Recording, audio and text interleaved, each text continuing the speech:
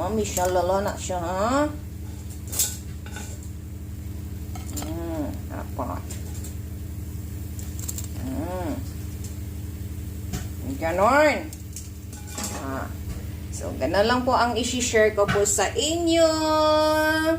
Thank you for watching, mga idol. And see you in my next vlog po.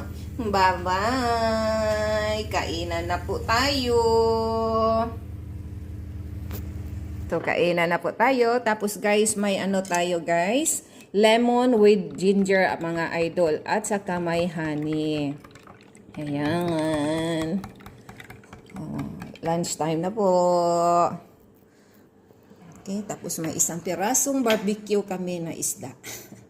Ito si Bisayang Hilaw. Bye-bye.